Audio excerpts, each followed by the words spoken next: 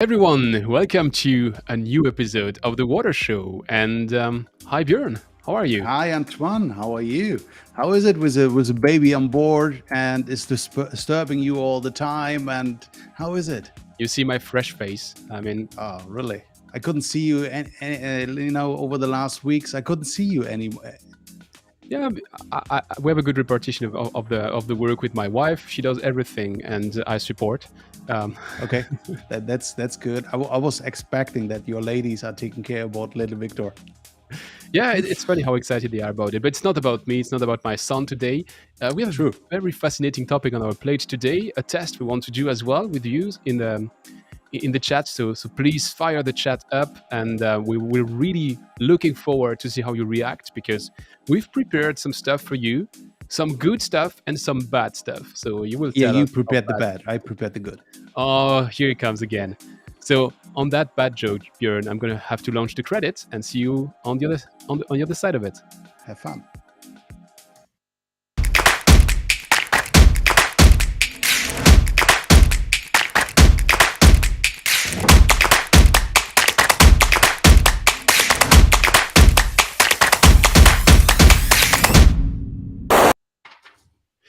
So on our plate today, there's a paradox. Right now, in the words, approximately 15% of the words finance goes to ESG project. So ESG project, I would say, is the green branch of finance. 15% of finance might sound still not the majority, which is true, but it represents $35 trillion. So $35 trillion are invested in somehow green or environmental or social impact or governance projects. And as the water sector and as the water industry, we would be probably able to tap into that money and to make something great with it. Yet, when I was discussing on that microphone for my Don't Waste Water podcast with Reinhard Hübner, the CEO of Ski on Water, he said that sentence, which was very impressive to me.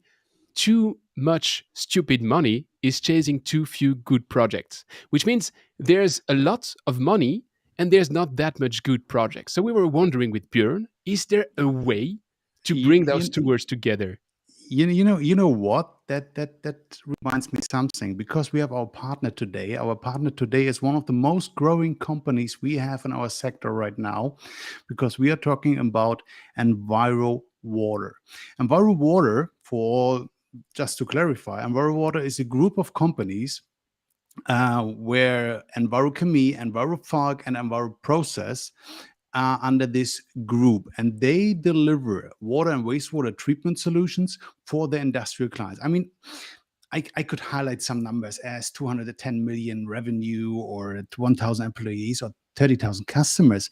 But the most important fact, or let's say most interesting fact, is, as you mentioned that, Antoine, Reinhard Hübner was on your podcast. And even I heard something which, bridges a little bit to our episode today. Because as Antoine mentioned, we are talking today about, how to pitch in front of an ESG fund or a potential investor. And exactly, Enviro Water and the Skion Group, they could be such a partner because they are investing every year in water companies. And during your podcast, Antoine, Reinhard said something interesting because he said, hey, if you are really serious, interested to work with Skion or to work with Enviro Water, just reach out to us and send us a mail, and we will seriously look into every business case and we'll come back. So today's episode is definitely about how to pitch in front of Reinhard Hübner, how to convince him, and how to convince Enviro Water if you have the chance to be the next unicorn. Thanks, Enviro Water, for being our partner today. And as Björn introduced it and teased it a bit, today we will try a very special exercise, both Björn and me. We will be pitching as if we had companies. I mean, Björn has two and I have two. And we'll be pitching to you in the chat, to each other, but not only just that, because we thought we need a professional. We need someone who knows the subject matter so that he can tell if we are So right we or wrong and if what we do is sexy enough to get some investments. So please welcome Alexander Lukopoulos. Hi, Alex. Welcome Hey, to the Hi. show. Alex. How are you Hey, guys? welcome to the show. Thank you. Excited to be here. Finally made it to the big show. So, Where are you Alex, right now? Or let's take a Right time. now, I'm in Midtown Manhattan. so Midtown now Manhattan. So we are everybody's in jealous. France, Germany, and the US, right? There you So go. it's a really global show we have today. Alex, can you just introduce yourself in a couple of sentences for anyone which wouldn't know you by now? So, number one, I'm a big fan of the water show. Two, I am Hey, a partner at Science Water. We're a dedicated fund that invests in U.S. water infrastructure. So, just U.S., kind of the middle part of water infrastructure. Been in the water space for about 7-8 years. So, on the one hand, I'm a neophyte. On the other hand, I think that's sort of 8 years of dedicated excitement around water, and frankly, just getting started. So, Alex, today you will be our judge. You will have that chance, or wait to see what we have prepared. So, I don't know if it's a chance yet, but you will decide if what we are presenting is worth it of an investment, and if you would invest, or if someone you know might be investing, so that we see what works and what doesn't work. And you will be judging both the form, so the way we frame it, and also the content, because maybe the business model doesn't fly. And to open that and to make it very clear, Björn, you want to make a little game? So you are calling it rock, paper, scissors. I call it Shifulu, but I think exactly. it's the same principle. Are you Yeah, ready? I mean, I think we have to find a way who has to present first, right? And nobody normally wants to be the first one, so that's why let's pray. Who will lose? Rock paper scissors has to start. Okay. Okay, So sounds good. how's it? Ready? Ready? Rock paper scissors. Oh, Uh, come on. we have to redo it. Again. Rock paper scissors. Hey, Ah, I hey. lost. I lost. So Okay, so Björn, you're the first I have to presenting. start. I have to start my pitch. Give me a second because I have to bring it here on the table. So in the meanwhile, Um, let me recap the rules. You have 3 minutes in where we don't interrupt, and after 3 minutes, if really it is too bad, we have to scream and to tell everyone, "Come on, no, no, stop, stop that." Ready, Björn? okay, I'm really ready. Good guys. Okay, so I'm pitching today about our solution for a mobile wastewater treatment system on demand, and that's a specialty. So where are we right now? We have a product which has a patent on it, and we can treat each and every wastewater. Doesn't matter which source, doesn't matter which contaminants. And the best thing is that we have a business model that we put this kind of hydrothermal oxidation system we have is part of that. It's not really a hydrothermal oxidation system, but it's a patent process part of that. And we put it in a 40 feet container and we can deploy this everywhere in the world. So, and the point is that we have a kind of approach, that a one fits all approach, that with that technology, with that solution, and with that business solution here, with this business model, we can treat each and every wastewater everywhere, and the client hasn't to take care anymore about its own wastewater treatment. So he's only paying on demand. He doesn't need any people anymore, and it's just a plug and play solution for this client. So, what is the business case here? Right now, we have in total 250,000 industrial wastewater treatment plants all over the world. So, our idea is about the market share, that we cover 50% of the market share. So, the average size of each project is around 500 cubes a day. So it's pretty small. So we don't target the big ones. We don't want to go to BASF or, let's say, Ludwigshafen, where the big ones are. And if you calculate that based on our container systems, there's an addressable market for 150 billion euros for us to reach, right? So where are we right now? Right now, we are a little bit in the launch phase. So that means we have an almost ready built first unit. We have tested this as a University of Amata, and we have approved with their wastewater that we can handle that. So the next step really would be that we go into the production and into the marketing, that we go to the addressable market to have the first 30 units out there in the first year. So we really want to go global directly in the first step, that we deploy the units everywhere. Doesn't matter what the application is, as long as it is industrial. And the next thing is that we believe after 3 years, and we have deployed more than 150 units, that we can go to IPO. That is a little bit our goal, that we go for IPO. We have seen this in our water industry over the last years. So what is the value for the customer we deliver? It's a easy to use, it's a plug and play solution. He get the container, and he is paying this only if he need that. So he can buffer the wastewater as long as he doesn't need. And if it comes to the point that he needs a wastewater, then he send it to our container, which is on site, or we ship it on site whenever he wants, and then we treat the wastewater. This is how it works. So he doesn't need any OPEX, he doesn't need any CapEx. He can reduce his own stuff, and he has no headache anymore about the wastewater he is producing. So what are our competitors? So we checked a little bit the market. So about one thing, is it affordable? On the one hand, what about the market share? So we compared this with Amber Water. Yeah, they have some kind of mobile solution, but they don't really sell it. They are not really in, or let's say they sell more instead of renting the system. And really, we really go for on demand. And the other customers, let's say clients, are Asylum. We have PAL. They have a very cool solution. They have very cool containers, but they are not so fancy as ours. Then we have Veolia as well. We have Suez. So you can Six see months from launch to reach 99% market adoption. That is beyond optimism. we are very optimistic on that. But let's say this technology will have a chance on the market, believe it or not. As I said, the exit strategy for this case is really that we go after 3 years for IPO, or we go directly for M&A. And there's so much movement on the market that it could be definitely a case for one of the APCs, or for Salem, or for Grundfos. They are very active. They have a lot of money. I mean, think about IPO. Just one story about IPO. We have seen IPOs in our industry recently. We have seen evaluations of 500 million for small companies, where they have, let's say, just the technology, and they deployed for one or two references, that's it, and they got an evaluation for 500 million. We expect something more, really. So your pitch is, I want money. I want money, and I'd like to make money. No, Sounds good. my pitch is that we have now to bridge really the stuff and go into the first production. As I said on one of the first slide, we have a patent pending. We have the first proof from the University of Amata, and we will go into Vietnam to produce for production. We have found there a business partner where we can produce. Because of cost, we do it there as well. We have a very short way to the Asian market.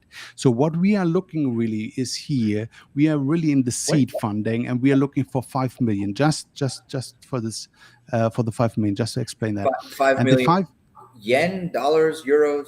Always euros. Always euros. Always. Yeah. So in the US, no dollars, euros. Well, I mean, the calculation is made on euros. So sorry for my American friends. Yeah. But right. I'm European, so everything is on euro. So, and we would put except this your presentation. In your presentation, it's written dollars, but maybe it's a mistake. We need this for really to get some people on board to produce the containers, to deploy the containers. That why need hiring and operation and a small budget for marketing. And we expect in the first 3 years a revenue of 11 million. In the first couple of months, or let's say 2 years, we will have 7.5 in the first two. Can I just try to synthesize what you've said? You've said that you have a patent pending technology. Correct. You have a proof of concept at a university. Of Amata, correct? Yeah, you want a seed investment of 5 million to go into production. You want to go to IPO in 3 years. That's our because goal. You want to make a lot of money.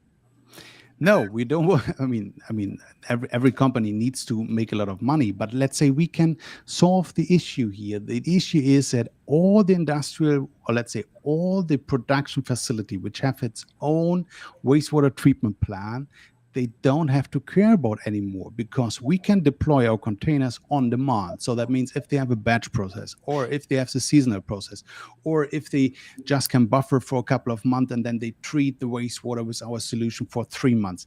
This is the kind of solution so they can get rid of their technology they already have, or they don't have to invest in it and any further technology for the wastewater.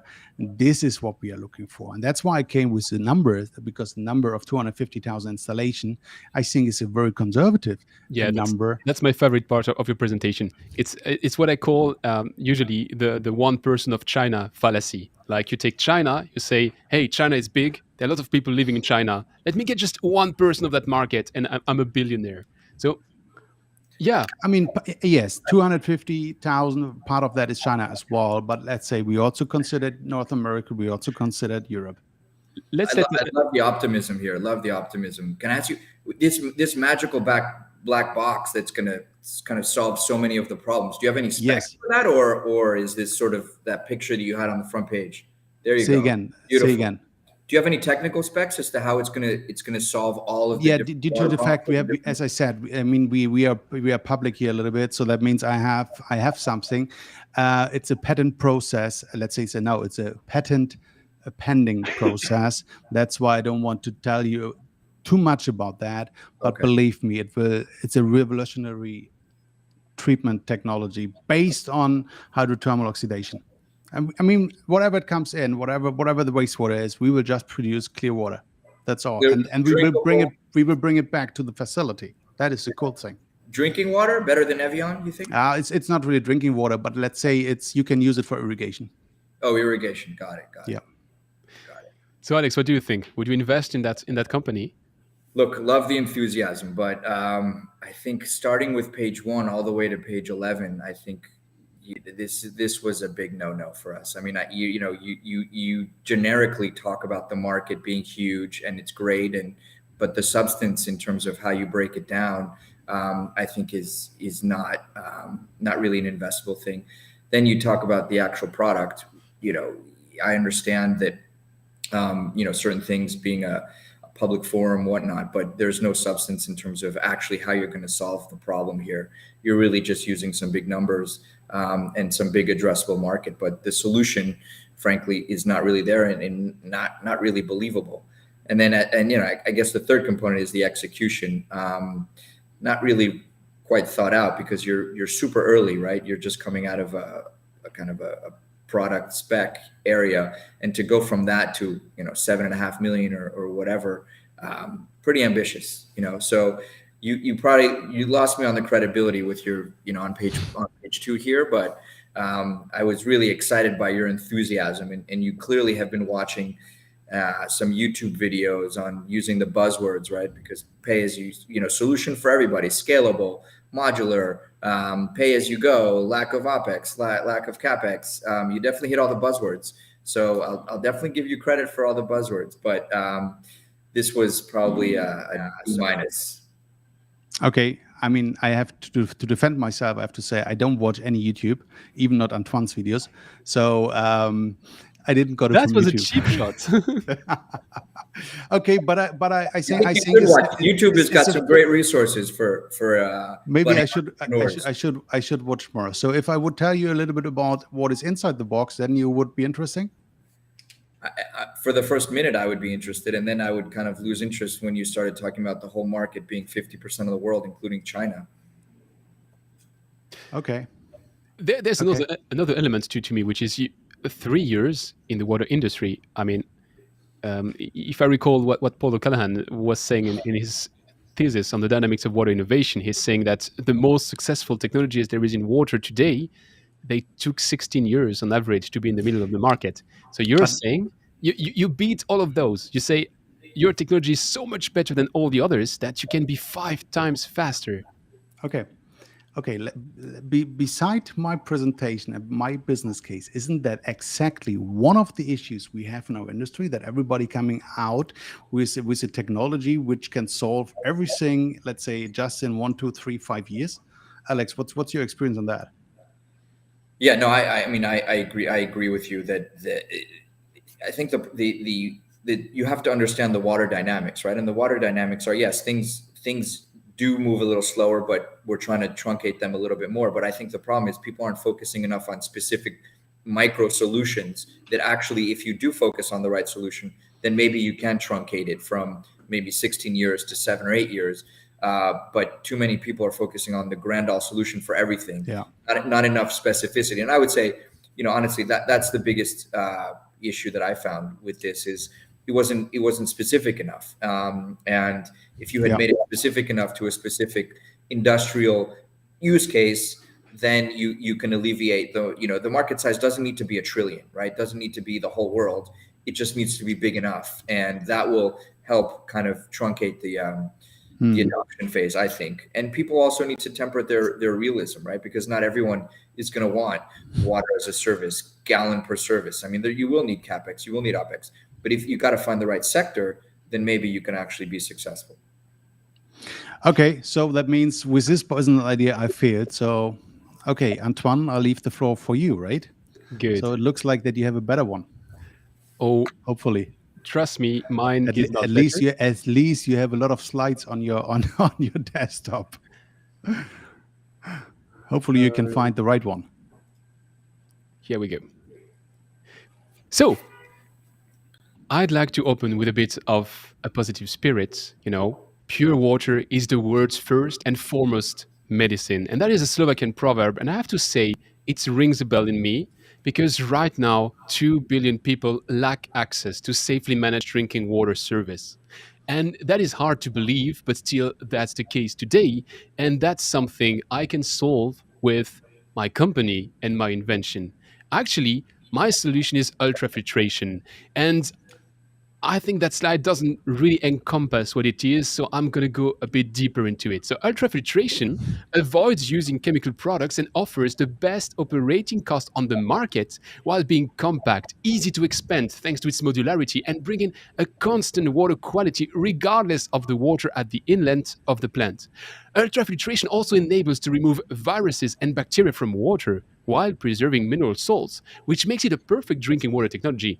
Ultrafiltration relies on membranes, a porous medium which acts as a selective barrier for molecules and ions. It is characterized by its application domain, its configuration, its cutoff threshold, its operating mode, and the materials it's made of.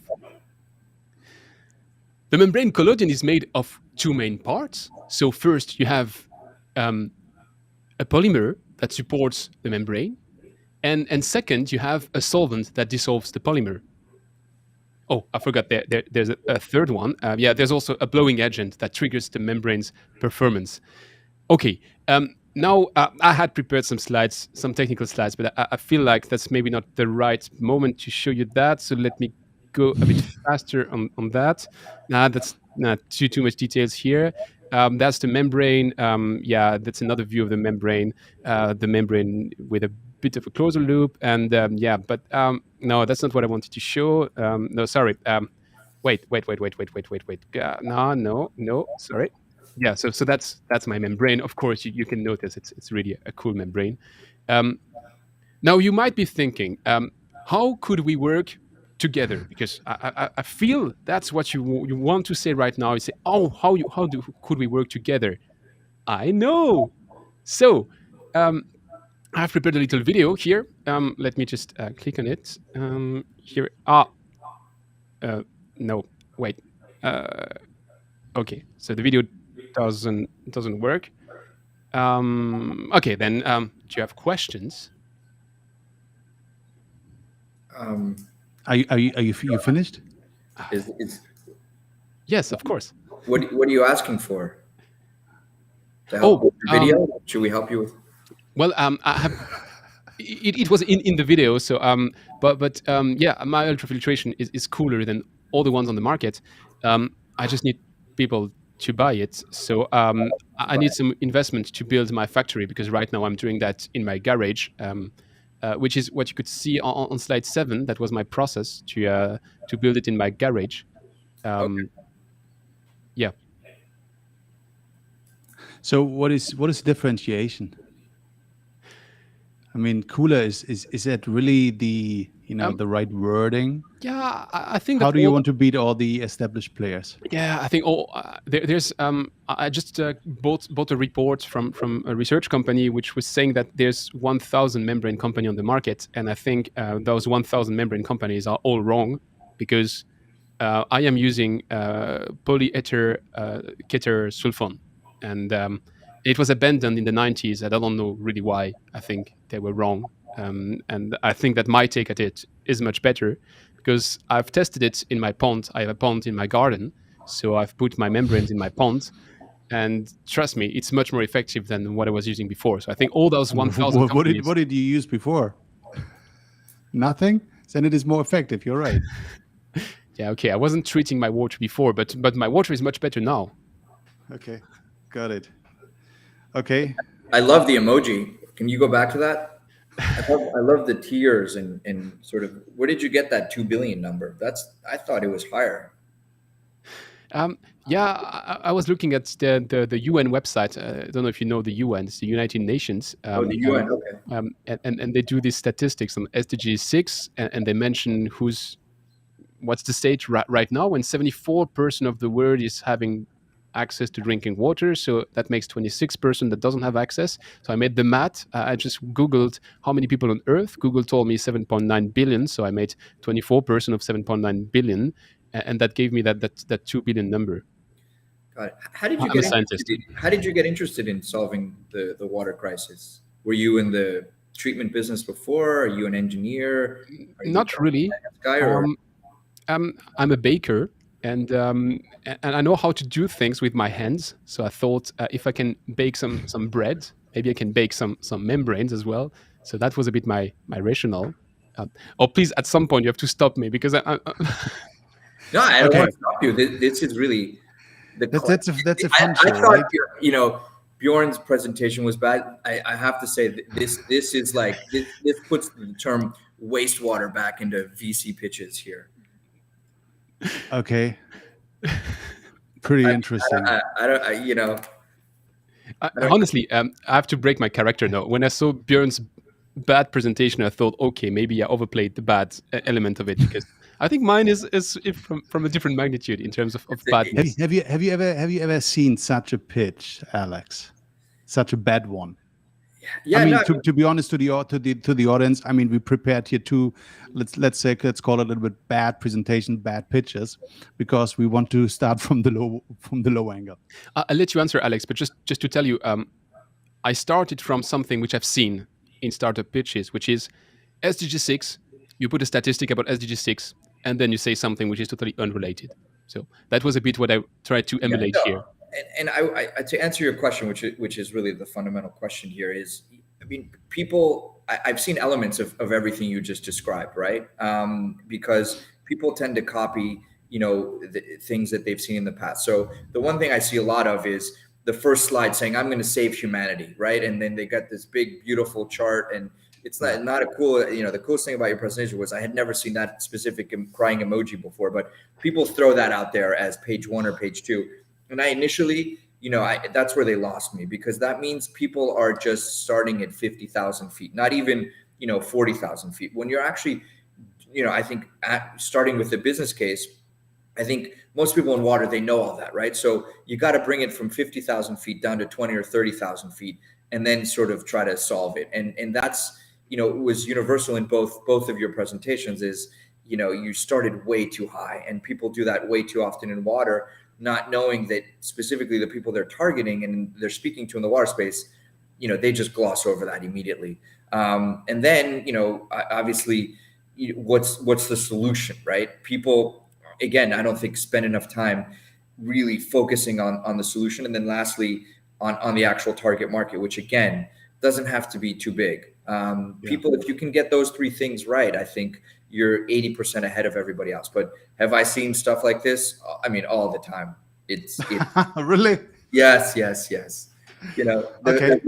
Forget the video not working, but presentations of I used to be a baker, now I want to solve the world. I mean, that's just that's the beginning. But But is that really so important, so super important that I know the industry, that I know, I mean, Antoine said, "Hey, I'm a baker now. I want to solve the industry. Do I need to come from the industry So to?" great question.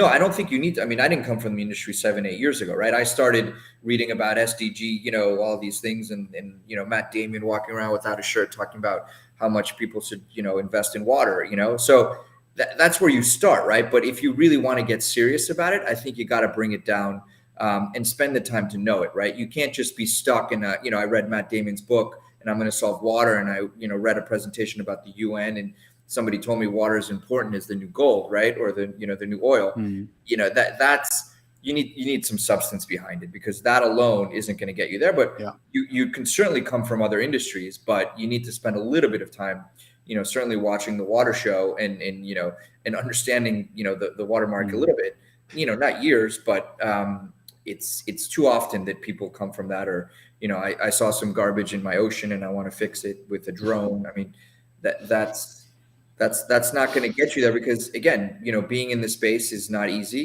It's not, maybe not take you 16 years, but it's not going to take you 2 years either. And I think also we need people from other sectors to come into it, because the people that have been in it for 30 or 40 years aren't going to be the ones that are going to be driving it for the next 30, yeah, 40 years. I think that yeah, that's a very important aspect. I mean, I don't know how much that translates, but in French we say they didn't know it was impossible, so they did it. And sometimes when you're inside, it's hard to imagine that crazy out of the box solution, just because you know a bit too well how that might end up. And if you look at the profiles of people which have been really successful, I mean, Björn mentioned some IPOs. If you look at the profile of people which right now are getting investments in IPOs, and which seem to be successful in that endeavor, many of them come from outside the industry. They don't come, like in my extreme example, nothing against bakers. It's just that mm, it's like you're creating something, and if you think you're much more clever than everyone else, that's is usually not a good sign. But usually taking something which works in a different industry and trying to bring it inside the water industry has good chances of sticking. So just saying. Yeah, and I will say one of the biggest problems is people. The water sector is so global, right? But yet so yeah, local, that people, the best ideas that I've seen are the ones that are actually focused, right? Because if you focus and start with one specific sector, I think you're 50% of the way there, because most people don't focus and try to solve everything too much. And I think specifically with the water sector, because there isn't going to be an Uber killer, there isn't going to be a Facebook, right? It's going to be smaller sectors that people are solving. So if you can pinpoint that, and the market doesn't need to be what did you say, 150 billion euro? I mean, even if it's 200, million euro, and you have good market share, which in most parts of the water sector, it's so mm, fragmented that you can actually get good market share. yeah. We need more Okay, of those. okay, good. Antoine, you You, want me, to? who goes next? No, no. I think I have to take it from here. So as Antoine said in the beginning, we have presented two pitches. I mean, one which, let's say, was very low, and one which is somehow a little bit maybe more interested, and we tried to make it right with this kind of pitch, and that's why I come with now with my second pitch. um Antoine, hello. Yeah, here it is. So he's still there, you're awake. So my second pitch is about a company. It's called WPM, and we say one marketplace for all technologies. So, and the idea is the following. I mean, we have been in the water industry since decade, me and my team. And one thing we have realized is that 75% of all the buyers from these kind of companies, they have named their own business as pretty much complex and difficult to reach their goals and to handle their business, right? I mean, think about a project comes in, and a project does have 100 200 pieces, and they have to order all of them, right? So, and then they have to find suppliers, and they have to find the best price, they have to negotiate, and all these things. So it's a very, very complex, and partially the procurement department is pretty small in our water industry. So it is not, the procurement department does not have so much attention compared to the others, compared to operation, compared to R&D, and compared to whatever, right? But here's a little bit the gold we have find out, because we have a solution, and we have created a solution. It's a kind of digital platform based on an SAS software, which can completely create tailor-based offers for the procurement department. And that's all is based on machine learning. So we have this algorithm behind that. He can learn with the procurement person to give the best solution for their project. So how does it work? It's in principle pretty simple. Or let's say go back a little bit about the company. We had two people, and we have already founded two other companies, and we were pretty much successful for the water industry. And now we are focusing just on this company because we have discovered this problem. So we established 2021 this company and wanted to solve the problem for for EPCs, for OEMs, for even supply companies with a smaller product. So how does the system in principle work for the procurement?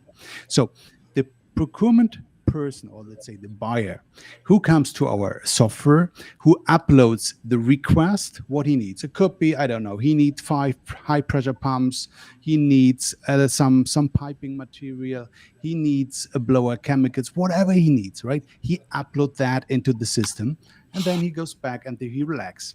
And during that time, the algorithm goes out to the suppliers and is asking the suppliers for the right quotations, and we collect the quotation, we sort them out, and the best one in step 3 we will offer to the buyer. So fully automatic, and then he can just select which one he want to go with. So that's what we offer in our system, a fully automatic process. And the business model, how it works, is pretty simple. We have a commission-based business model with the supplier. So if this was one of the supplier win, we have a contract upfront. If he comes up with a quote, before it goes to the procurement department, we have a contract with them that 3.5% commission we get if the deal is closed. And then it goes out to the procurement department. The procurement department signs the contract, and we get the commission from the supplier. Furthermore, we have a freemium model for the procurement department, just a very low amount of 99 euros, just to make sure that it is not for free, that they use the service, that they all the time come back and to use that. That is the only reason why we have the freemium model for the purchasing department. So here you see that is the first front end. This front end we created. You can have it on mobile, on desktop, on every iPad. It's a kind of mock-up. It's pretty simple. It's just in kind of emotional that we connect to the buyer from the water's perspective. You can press a button, you can upload your request, and the process starts. That's all you have to do. And part of that web page, you see, all the suppliers, all the logos to get the trust, and so on and so on. This is not pretty much exciting on the front end, but exciting on the back end. So what is the value for the customer? He get the most easiest way to receive a qualified proposal from a supplier. We have a one-click access to all the technologies from the industry, and we can also having a kind of a network. We can have a kind of, we can use a platform to deliver relevant news to make sure that the buyer comes back all the time, which are important for the procurement department. So we can use this as a kind of infotainment. So we tested this software with couple of really selected EPCs and OEMs from Germany and Switzerland, and we got great feedback. They all said, hey, the most important thing was that they really can save time and as well money from the procurement department and could speed on and have the same results in the end. I don't want to go to all of them right now because I'm limited in time. So let's talk about the market size. So in principle, the serious number is that we have just in Germany, just focus on Germany in terms of number at the moment. We have in Germany 3,000 we have 3,000 water treatment companies. I'm not talking about municipalities, really water treatment companies. Among that, there are also kind of engineering companies. So if you take them all out, we are very conservative. We just say we have 1,000 companies who could be addressed. So the average size of the revenue from these companies, if I take just average, is somehow 5 million. Could be more, could be less, but we took 5 million in average, and I think that's very conservatively.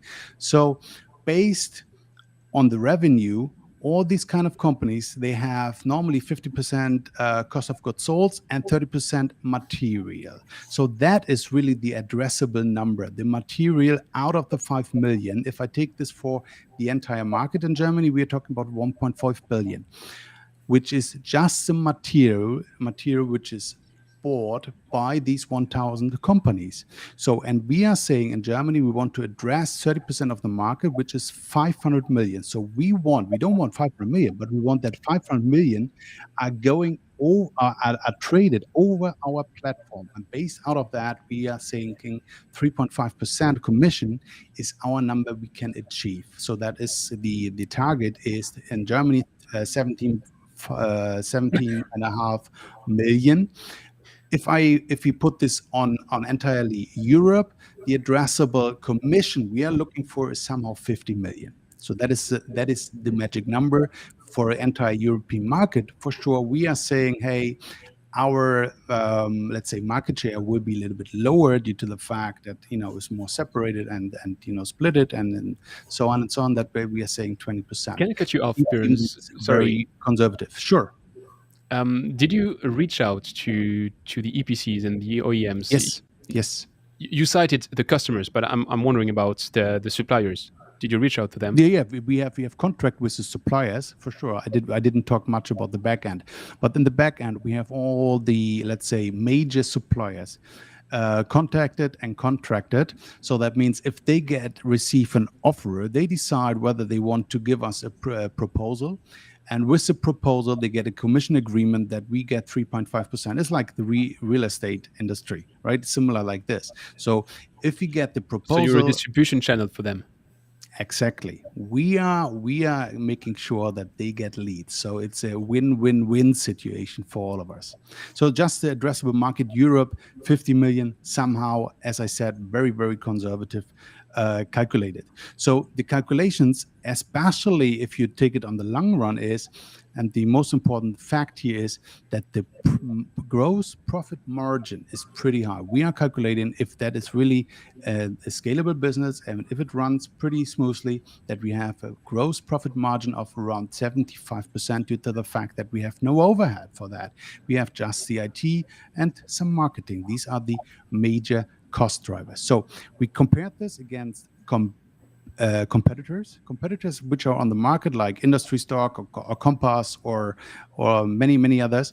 They are just they just list the companies who could deliver this kind of product. So if you go there and you say, hey, I need a high pressure pump, you find a list. But even then, the next step you have to take on your own. You have to contact them, you have to negotiate with them, and all the way long. Sorry to insist. Don't you think they do that for a reason?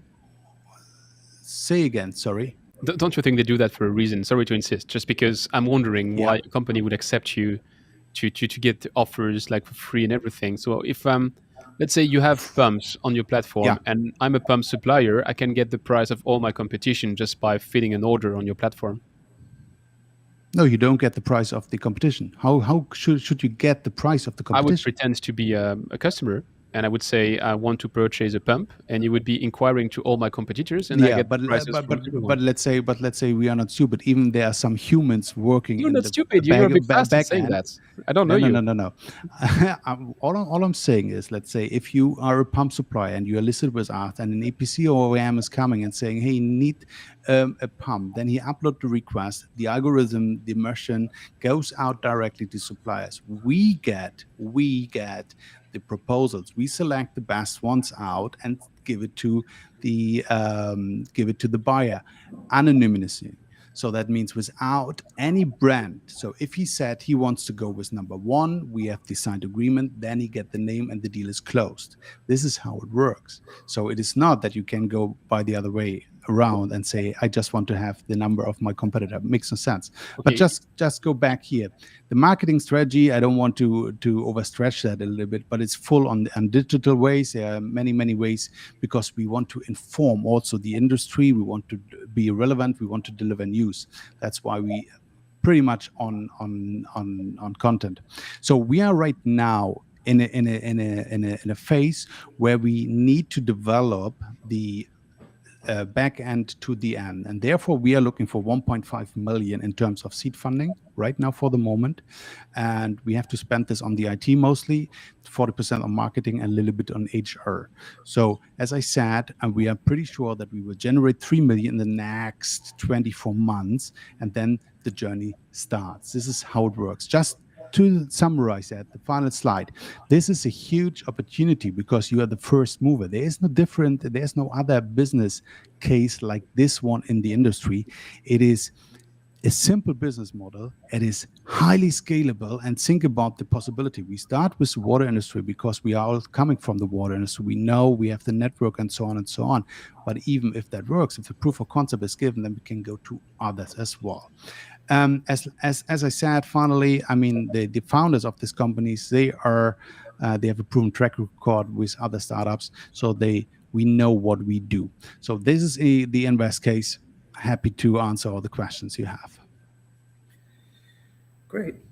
So much better than the first one.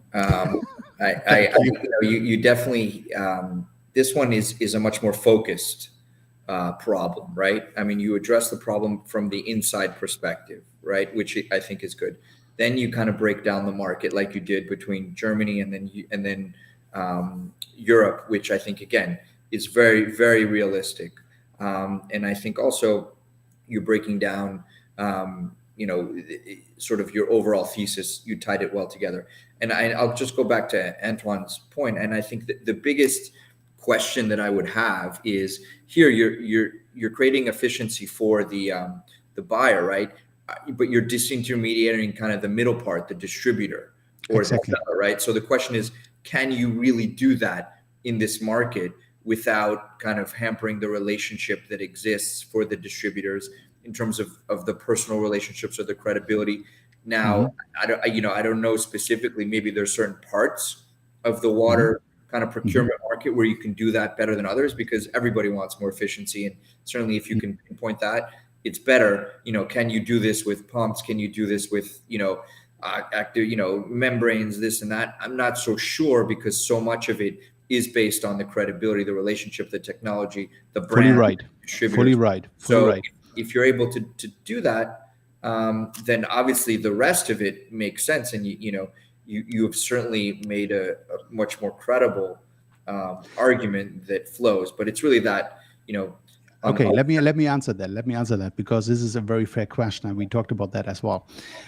We will never be the platform if someone wants to have 1.5, 2 million from DuPont and about the membranes. Nobody will come to our platform because they have to have the relationship. They have to, they have these kind of contracts with them as well. But there are tons of other products which are less than 100,000 K, less than 50,000 K, in that range. And these are the commodity products. This is what we are looking for. That's why our market share for the entire material is 20-30%. We are not going to the big one. Not every product will come over our platform. We are really looking for the commodity, which takes time and bring not so much, let's say, effort to the procurement department. I would say it's an interesting case of probably a business model which is good, probably a shape which is good, but sorry, the topic is just so boring to me that I have a hard time as an investor to just think I'm gonna follow you. So I mean, I'm not judging. I'm just saying, you are addressing a certain type of persona, and I'm not that persona. So somehow the presentation is like that, like flying over me, but. Okay. I mean, so that will be the invest case somehow. This is a kind of a B2B disintermediating business, right? Whether you talk about it, it's not necessarily just water, like you said, right? You could start with airplane parts. Exactly. You could start with water, AC equipment, right? So that's and here I would say you would want to be pitching to people that know this space really well, sort of B2B procurement technology businesses. This is exactly it's somebody like us, where we know the water space. This is more that than it is, let's say, water infrastructure or water in general. It sounds more like a software topic. I mean, the big portion of it is going to be to have this programming of all the behind the scenes and make it happen. And maybe you want to structure it for the water industry, but I don't see why, if you're looking at commodity, why would you put pipes and not cables, for instance. Um, wouldn't have to be like limited to water industry elements. Right. I agree with that. True, but the founders are coming from the water industry. That's why with the network they have, they are starting with that industry, and that's much more easier, right? And if you have the proof, then we said clearly, hey, then we can go to other industries as well. We don't want to come from the big. We just want to grow in smaller steps. Okay, I'm just watching the clock and thinking that Okay, please. I think you passed that one. Maybe not with me, but I'm not objective, Björn. Okay, Um, okay, I know that. Good, fair enough. so let me switch to mine. And honestly, I'm starting to fear that I went a bit off topic. But let's see. So my second pitch is for my company, which is called Imperial Water, and Imperial is a color of green, and you'll get to understand why that matters. I mean, you might know the flight industry as something which is very dirty. I mean, you try to avoid taking planes because planes have a huge carbon impact. And that huge carbon impact actually is 915 million tons of CO2 every year. And that's why we try to avoid taking planes and reduce the distances we do. And then you have that very green, wonderful, environmentally friendly wastewater treatment.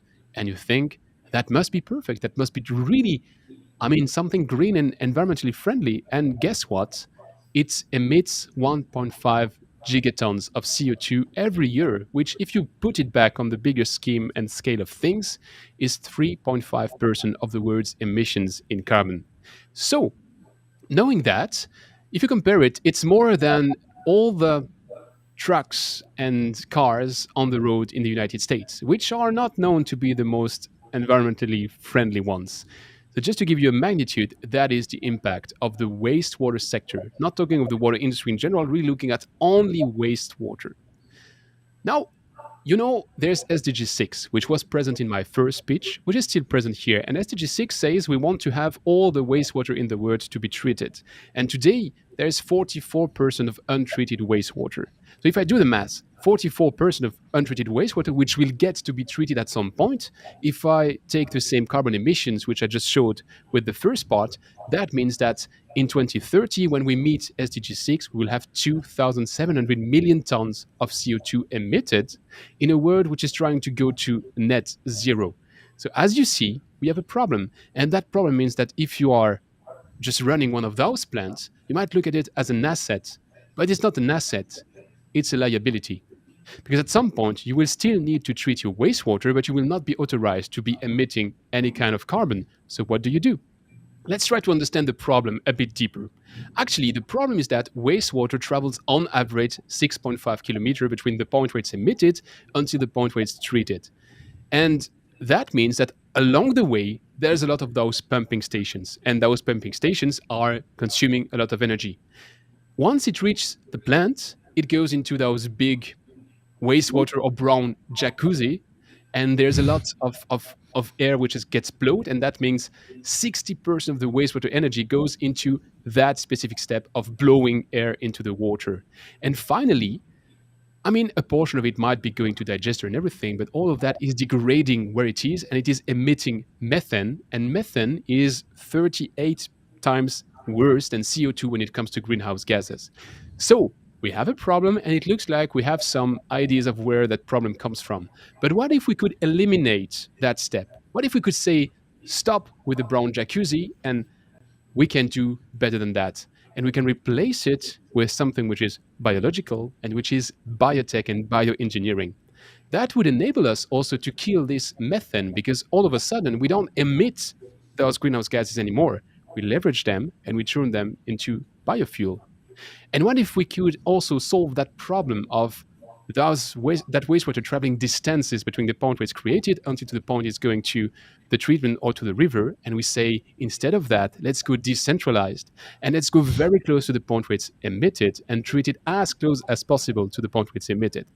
And actually, there's a couple of industries where that is very, very powerful. And those couple of industries are the food and beverage industry and all the high carbon industries like pulp and paper. Those industries have high amounts of water and high loads inside the water, and they are sending the water over distances, and they are extensively pushing the activated sludge treatments to their limits. And those are places where we could be solving that with our solution. Our solution at Imperial Water is the following: we are doing a carbon neutral wastewater treatment. You've heard it right, carbon neutral. And we do that by leveraging 2.5 billion euros of R&D because we are leveraging microalgae. Microalgae is something which is incredibly powerful, comes in various flavors, and all these single flavors can do specific treatments for specific problems, and that is what we're leveraging. We have a natural treatment solution for any kind of pollution. If you say you have a pesticide, we have an algae for that. If you say you have endocrine disruptor, we have an algae for that. If you say you want to just reduce your nitrogen and your phosphor, guess what? We have an algae for that. So it works out of the box. We equip everything in the container, and actually what you see inside the container is very simple. It is a reactor with algae, and that algae is actually using a bit of energy because you need to have light on the side, and then the reactor is producing those algae. And regularly, you're just taking out the algae, and the algae takes with it everything which need to be treated. There's no process skills required. That's why I'm not going into all the nitty gritty details of the process. What you have to do as a user is just put it there, and it works.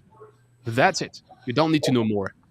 Actually, here's the process. Step one, you take a sample of the wastewater you want to treat, and you define us the treatment target. You tell us, my water at the outlet needs to be of that quality. What we do is that we run the analysis on your water, and we decide what is the best treatment mix by taking all our different flavors of algae. Step three, we build the treatment container, we preload it with the right algae mix, we ship it to site, and we commission it, which takes on average between 1 and 2 weeks. It's a capex sales. It's not one of those fancy wastewater as a service things yet. It might be in the future, but today we do capex sales. Step four, we operate and maintain your plant with a subscription. It's very easy. Algae has a very specific characteristic, which is it changes color depending on how efficient it is. So with just one sensor at the outlet, we can measure the color of the algae and determine very precisely if your treatment is living to the expectation. And we send you monthly refills of the right algae mix. So receive like a bag, which you just have to pour inside your reactor. That's it. And finally, if you want to go the next step, we have a network of partners which are doing biomass and biomass plant and biofuels, and we can connect you with them, and you will be able to discharge your green algae to them, and they will turn your algae into energy, which means at that point, you're not only carbon neutral, you become carbon negative. So in a nutshell, we need an investment today because we want to be beating the doors of our industrial customers, because we really believe that we have a solution which is the answer to a very hot and pressing problem there is right now in the world. So we would like to remove all the friction to the adoption and to go into this wastewater as a service model. We also want to increase our production capacity because today we can do 10 and 20 feet containers, and we would like to go into 40 feet container. And finally, we want to accelerate our growth by hiring a bit more people. We want to have a business developer, and we want to have a marketing person. And altogether, that makes for Imperial Water, which is wastewater treatment that impacts.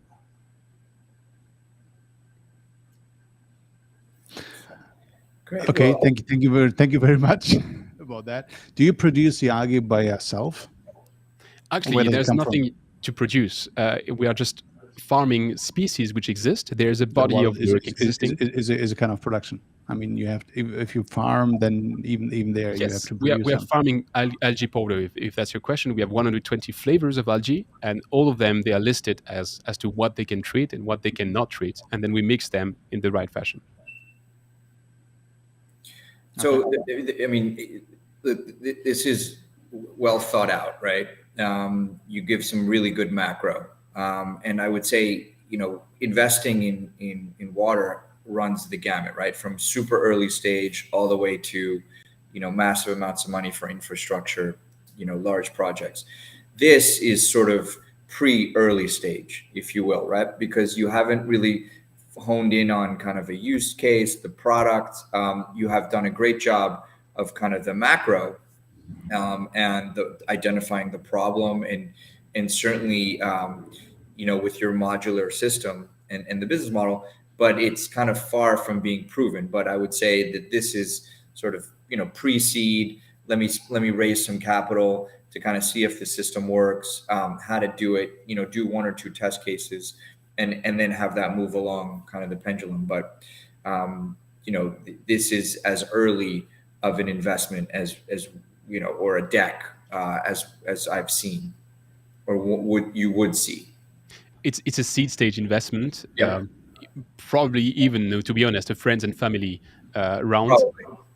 It's probably I I took a class in environmental science, and this is sort of phase one A, what have you, right? And it's a good one for that, but it's very academic in its sort of substance. How much you can raise? What is the maximum you can raise in this phase? I think, as Antoine said, I mean, it's friends and family, right? I Yeah. don't. It really, you want to do it as bootstrapped as you possibly can, right? Yeah. Because this is the part that is probably the most risky, the most time consuming, and it's also not the one where you want to be taking outside capital for, because it's so risky that it's so expensive. So if you reach out to venture capital, you should have at least a proof. Is that Yes, somehow the message? this is certainly not institutional. This is certainly not what somebody would say institutional Series A from an institutional investor, because it doesn't have a market, it doesn't have projections, it doesn't have costs, it doesn't have anything. It didn't even have an ask, right? So this is really sort of I took a class. I like water. I'm going to start fleshing it out. I maybe need a couple 100,000 or 100,000 to kind of develop the concept. The concept you presented was a little bit more advanced, and I think that there's something really, really impressive in what you just said, Alex, because you don't know where I'm taking the idea from. You don't. I mean, that doesn't only come from my sick It's not brain. yours. I mean, it's an adaptation which I did myself, but I was trying to bring in like a Frankenstein of real companies and real cases. And the closest to which it would be is a French company called Anixo Engineering, which was a guest on my podcast, and he was a bit telling the story of how he developed the concept. And the stage where I would be pitching right now is the stage at which he did a friends and family with I think there are 7 investors in his company, which did that seed round, and they were all friends from the same engineering school. So you see, you don't know the context, and you nailed it exactly to what it is in the real world. So it's Yeah. really interesting. There's also a comment from Jennifer. Maybe you can bring this on top, because this underlines exactly what you said at the moment, right? Can you bring this on here? But by the way, Please do it. one more question, Alex. I mean, what is the one thing where you say, if you hear this, then you will definitely jump on? Is there the one thing which I really needed if I want to pitch to you? sorry. Is there, let's say, a one thing, if you hear a pitch, is there one thing where you say, hey, if this is part of the pitch, then I'm definitely on fire? Or is it always a kind of conglomeration? Yeah, it's never really one thing, right? I mean, it's that's what makes it so interesting, right? I mean, you're talking about risky things here. It's not like, unless you're an infrastructure investor, right? If you're on the tail end of this, right, and you're an infrastructure investment, I just want to see that my return is going to be 7% or what have you, because the risk is different. But as you move more risky, it has multiple kind of, you need the right entrepreneur, you need the right capital structure, you need the right market, you need the right product, you need the right kind of thesis. So it's as earlier as you get, the more different pieces you have. But I would say, there's certainly some investors that are, yeah, I need this to pencil out in my Excel to 6%. But typically we sit kind of in the middle, which is still very much multiple different elements. Okay. The one comment I wanted to, that Antoine is showing this, is not on Restream, is on LinkedIn, and it's not visible there, but it was from Jennifer, because she said something very interesting, and she said, I would totally invest in the investor, because he is spot on with the feedback for all the presentations. So I think that is a clearly, thank you very much, Alex. For your incredible job, for commenting Looks like it's a on skill. our pitches. So pretty good, and it was good to have you on board, right? I think we have reached now a little bit the end. I mean, watch the clock. We have reached an hour. Antoine, is there anything left on the table from your end? I think it was an It was a full tour. We did Yeah. the shitty presentation, the a bit different presentations with different shades of it. Maybe very shortly, Björn, we shall tell what happens next month. Yeah, next month, just one thing. I think we don't need the teaser right now. But as you all know, guys, EFAT is coming. EFAT is coming, and we will stream directly from the EFAT Wednesday, I think the 1st of June, not Tuesday, 1st of June, Wednesday. We will stream directly from the EFAT. We will have a very special guest as well. I think we shouldn't teaser that it is some kind of CEO of the biggest water treatment company. We shouldn't do that. But let's say we would tell you when the time comes up. Thank you, Alex. Thanks for being with us. Thanks for judging. It was a pleasure to have you on board. It was Thank a you. pleasure to present the pitches here. It was really fun for me. I never did this before, so it was cool to We get your noticed. feedback.